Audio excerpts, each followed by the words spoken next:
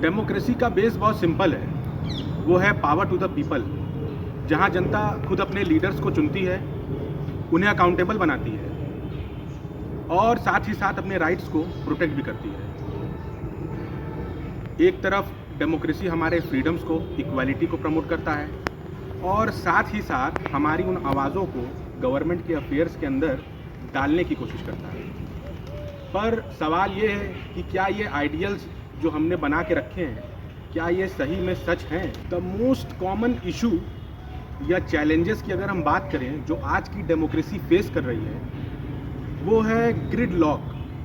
Grid lock, जहाँ जो decisions लेने होते हैं एक गवर्नमेंट को, उसमें हर पार्टी, कोई ना कोई पार्टी हर तरीके से या कोई आइडियोलॉजिकल कन्फ्लिक्ट हमें दिखाई देता है, जिससे जो गवर्नमेंट के डिसीजन मेकिंग प्रोसेस है वो स्लो हो जाता है कहीं ना कहीं, और इन रिटर्न उसका असर हमें ये दिखता है कि जो रिफॉर्म्स आने होते हैं वो कहीं ना कहीं हमेशा के लिए दबा दिए जाते हैं, भुला दिए जाते हैं। एक और सबसे बड़ा जो मेजर चैलेंज है वो है कॉरपोरेट इन्फ्लुएंस का, जहां बड़ी बड़ी कॉरपोरेट्स और बड़े बड़े लॉबिस्ट जो गवर्नमेंट के जो डिसीजन पॉलिसी होते हैं उनको कहीं ना कहीं इन्फ्लुएंस करते हैं। उसका असर ये होता है कि जो कॉमन मैन और जो नीडी लोग हैं उनको लेके जो डिसीजंस गवर्नमेंट के होने चाहिए वो कहीं ना कहीं पावरफुल ऑर्गेनाइजेशन और पावरफुल लोगों के फेवर में जाते हैं। अब सवाल ये उठता है कि is this the real democracy? Is this the power of people और the power for the few selected? जहां अमीर और अमीर बनता जा रहा है और दूसरी तरफ एक गरीब, एक मिडिल क्लास आदमी अपनी बेसिक नेसेसिटीज़ को पूरा करना तो छोड़िए, स्ट्रगल कर भी नहीं पा रहा है।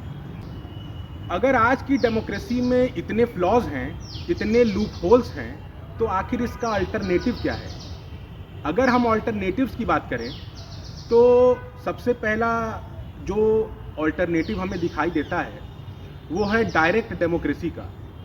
डायरेक्ट डेमोक्रेसी जो हमें दिखने को मिलती है स्विट्ज़रलैंड में। वहाँ होता ये है कि लोग ना कोई कैंडिडेट्स का चेहरा देख के या प्रेसिडेंशियल कैंडिडेट्स के चेहरे पे वोट करते हों, बल्कि लोग वहाँ गवर्नमेंट की पॉलिसीज़ पर वोट करते हैं। अब सवाल ये उठता है कि जहाँ बड़े देश हैं, जहाँ मिलियंस ऑफ मिलियंस की पॉपुलेशन है, वहाँ क्या सारे लोग सारी पॉलिसीज़ पर क्या इतना टाइम और अपना इंटरेस्ट दिखा पाएंगे? दूसरा अल्टरनेटिव टेक्नोक्रेसी है, जहाँ गवर्नमेंट के डिसीजंस कुछ एक्सपर्ट्स लेंगे, जैसे कि साइंटिस्ट, इकोनॉमिस्ट। वहाँ पे डिसीजंस डेटा बेस्ड होगा, डेटा ड्रिवन होगा, ना कि पॉपुलैरिटी ड्रिवन होगा। अब यहाँ भी एक मेजर चैलेंज है कि क्या हम तैयार हैं अपने गवर्नमेंट को कुछ एक्सपर्ट्स के हाथों में देने के लिए?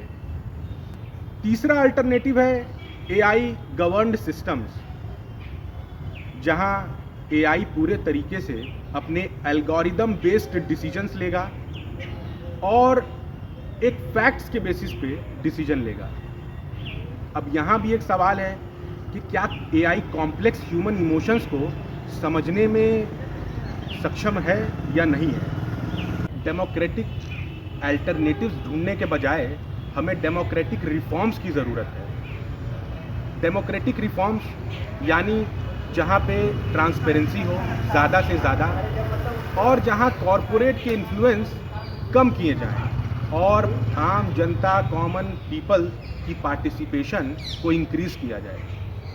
शायद सही सवाल ये होगा कि do we need a new system और a better version of the system what we are already having? तो आपका मानना क्या है? इज़ द डेमोक्रेसी एनफ और we should start looking at other system? आप हमें कमेंट्स में बताइए कि आपकी इस पे राय क्या है। Keep participating, keep challenging and keep questioning, because that is the true spirit of democracy.